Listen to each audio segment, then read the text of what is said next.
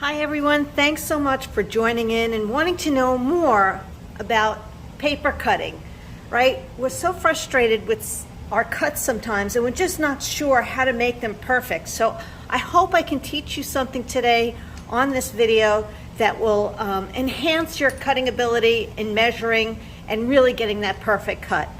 So the first thing I want to talk to you about is most of us have a ruler. You might want to understand that your ruler has inches, but it also has 1/4 of an inch, 1/2 inch, 3/4. It has eighths, and those really tiny dots are 1/16. And it's really important to understand that you start out with a number, right, 0, and then you work up, because it works exactly the same way on your paper trimmer. Everybody has different types of paper trimmers, but I'm going to focus on these two, and I'm sure you'll pick up a tip or two on how it will help you with your cutting. I know Fiskars sells one of these photo trimmers. I'm not focusing on this because to me this is really very basic. It has an arm that just opens up and slices, and once again you can follow along with your 1 inch, 1/4, 3/8, 1/2, 5/8, 3/4, 7/8, and a full at 2. You really need to know where your quarters, and if we are doing eighths, where they're located, because sometimes it makes a difference to have a sliver. Now we have two paper trimmers right here. They're Fiskars, and they both have the same plate, which I really like. They both have a lock-in mechanism, so your arm can be locked in so it doesn't swing when you're traveling and taking it somewhere with you, and then you can unlock it. They both actually have an arm that swings out and locks into place, and this will cut up to 15 inches on this side. But what I really want you to hone in on are two really important features regarding this paper trimmer, both of them. They have a measuring ruler right here for you on this line, as well as a cutting blade, not a cutting blade, but a measuring side on the right. And this I love to use when I'm doing really small pieces, up to 1 1/4 to 1 1/2. I use this side most of the time to cut it on both of these trimmers. So we have the shortcut and we have the rail. So I'm going to go over some of the differences and also teach you how to cut a little bit on each one. If you were looking at the Close to My Heart catalog, it's in the core book on page 90. You can find all the paper trimmers, and note that there are differences in the cutting blades for each one of these. This one, as you can see, has an arc, so this is for the rail, and this one is for the shortcut because it's just on a track. So there is a difference. Now, let's go right into the shortcut. So we have it with an arm that opens up, right? Just look at the back. You just pull it out. It makes it really simple. And I know some of you don't realize there is an arm there, but there is. What I love about it is it has this nice long lip to cut on. That makes a really big difference when you're cutting smaller pieces. Okay, now this is the shortcut, so yours has a wire in it. Mine does not, because over time, I cut so much paper, I end up fraying the wire. Now Fiskars has replaced this arm for me for free. You just call the 1-800 number, and in the past, this is a couple of years ago, they did replace it. What I don't like about the track is I feel that after a while, it does get a little wonky. The precision in cutting can actually be off by like a 1/16 of an inch or just a smidge, a real small smidge, because it has the chance to wiggle in this track. See how I can put my finger in here and widen that? Well, when you're putting pressure, you might actually be pressuring it to widen it as well. And I think that's where you are having the issue when you're cutting and realizing your cuts aren't perfect. Other than that, it could also do with your eyeball and lining it up on the right measuring. Now, another feature that you should know about the shortcut is there's a little tiny notch. I don't know if you can see it right here. This is where you can take your blade out. I'm going to pull it out, carefully pull it out, and pop in a new one or the scoring blade. Now, how do you know you need a new blade? When you're cutting paper and you realize that your paper is fraying in here, right? Little fine particles of paper, or it's no longer a sharp, clean cut. It's time to change the blade, pop a new blade in, and you're ready to go. That's it on this particular machine. So you really need to know your paper trimmer, and you need to practice. So why do I like the rail? Well, the rail, first of all, works super easy. And it does come with a scoring blade. Now, many of you might say, well, how do I get that out of my trimmer when I first get it? Once again, along the bottom, it shows you, I don't know if you can see it, 12, the blade change notch is down here. So you want to line up that point on this line and pop it out. It takes a little extra strength. It's not as easy as the other one. You'll see, but it works. So let me get it right there, and it comes out. So I don't need this in there right now. I just want to make sure I have my blade in there, and it is sharp. So please be really careful when you change your blade.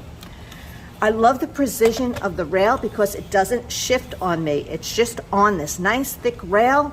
It's sitting there, and that line is super crisp to cut with.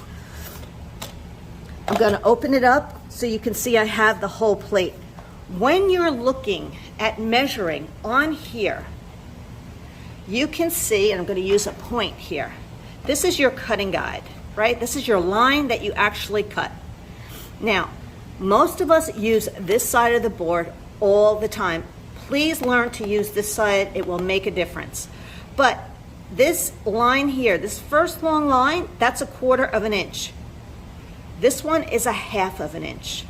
3/4, and then your full. If you note, your fulls are the thickest line on your board as you look vertically up and down. So make sure you note that.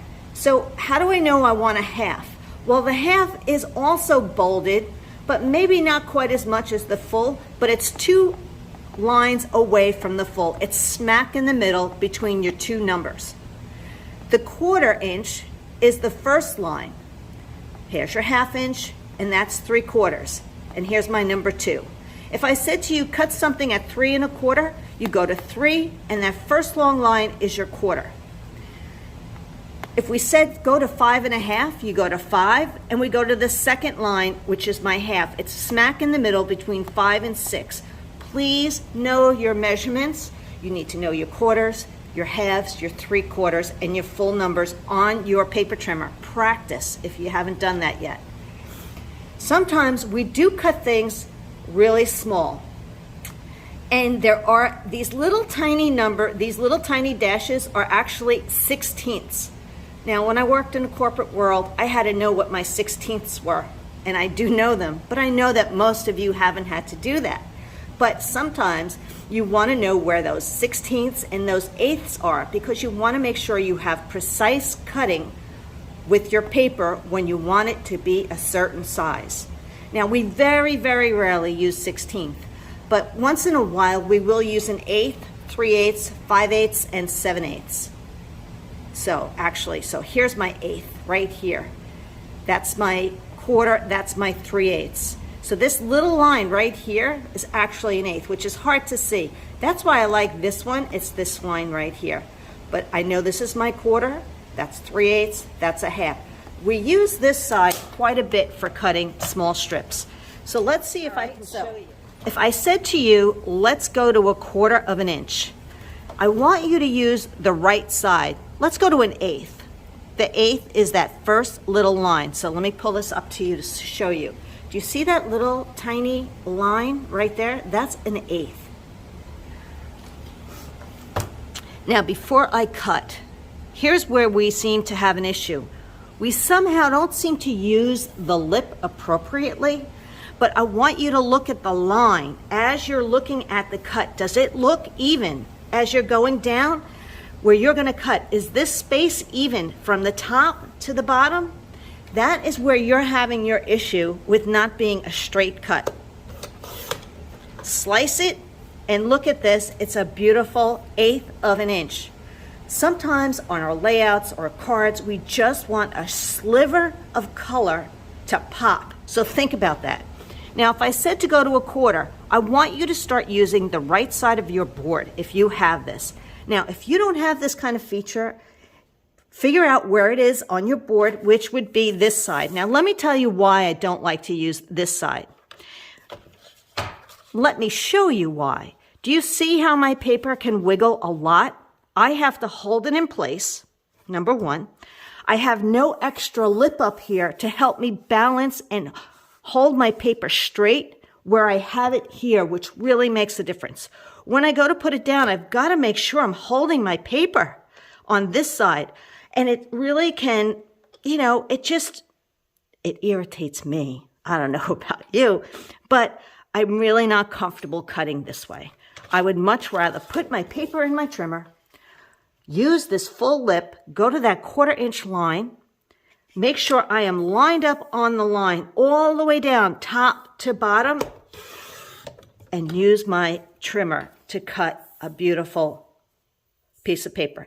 Now you can see my paper is starting to get that frayed look. I'm going to be changing my blade soon. Now, if I said to you, let's go to 3/4 of an inch on this trimmer, I would hope that you would not do this, but learn to do this. That's my 1/4, that's my 1/2, that's 3/4. How do I know that? That's the first line before my full inch, the long line. Know your numbers. You really need to know your numbers. Then you want to make sure that you're straight all the way down. You're using the lip of the paper and put a little pressure and you slice it and you get that perfect cut. Let's also talk about cutting photos, right? You have a 4x6 photo and many of you do this. You put your glue, you stick it on, and then you try to eyeball how to cut around it. Here's my X. No. We are going to do a 1/4 of an inch mat around this without having to glue it down and guesswork the program. So how do you do a 4 1/4 by 6 1/4? So you might want to write that down. If you have a 4x6 photo, you need a 4 1/4 by 6 1/4 inch mat. It's much easier to learn to do the proper cuts. Once you do it with me a few times, you would understand we do this a lot. Now here is 4 1/4.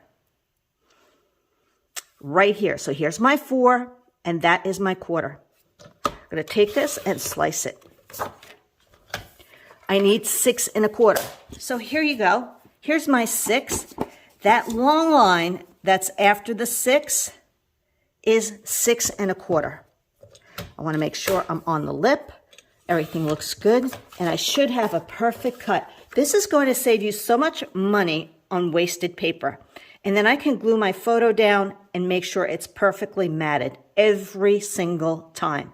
I love that feature.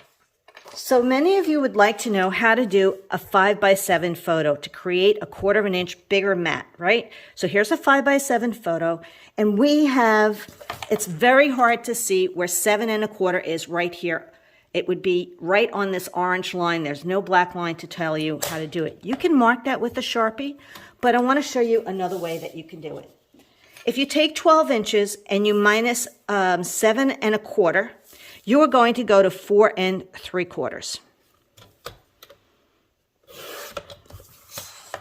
This is 4 3/4. This is 7 1/4. Now let's see, how do I know that?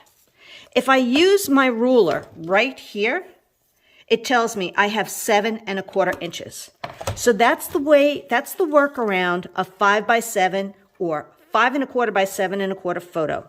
You can now go to turn this, right? It's at 7 1/4. And let's go to 5 1/4. 7 1/4 by 5 1/4 works like a charm. And here's how we've definitely made a beautiful photo mat for that. So that's how easy it is when you can subtract or write that down, that you want to go, if you have a 7 1/4 inch slice to make and you have a large piece of paper, you can cut it at 4 3/4 and use the bigger strip. That's this piece and go to 5 1/4 inches. Make sure you have 7 1/4 on the ruler, and that makes all the difference. And let's talk a little bit about following a guide. Sometimes we need to do a guide and follow along. So I want to show you, these are photo mats for 2 6 1/4 by 4 1/4 photos. Easy this is to cut. The first cut is at 6 1/4. So I'm going to go right here. And I'm going to turn it and now go to 4 1/4 inches. Twice. Here are my 2 photo mats, perfectly cut. And without wasting, I'm also going to get a 3 1/4 by 3 1/4.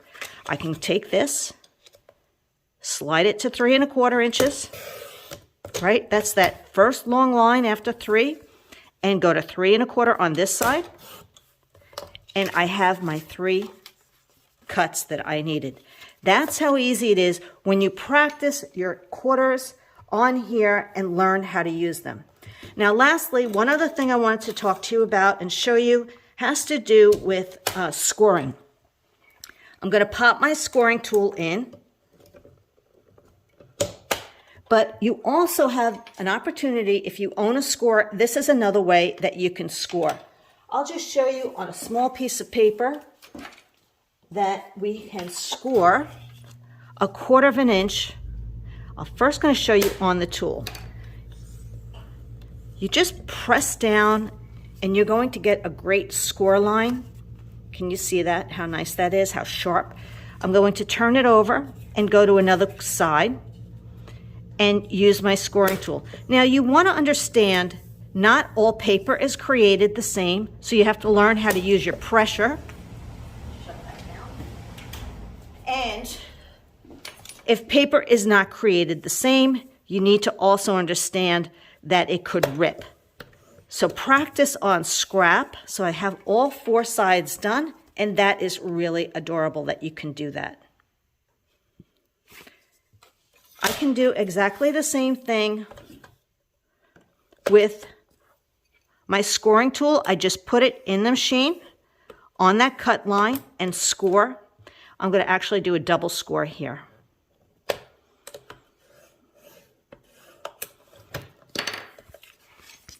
So that also works. So if you don't have a scoring tool, right, or a blade, if you want to call it, you can use a stylus or scorer to do that with any paper trimmer you have, and you would get that great look, which also looks great around any 12 by 12 page as a border. Right, well, I think I covered the basics. I hope you found this really helpful. But here's to cutting sharply, with precision, and with confidence that you have the right tool. This is the best paper crafting tool for somebody who cuts paper. We need to know how to use our tools in a way that you get the most use out of it and stop the waste.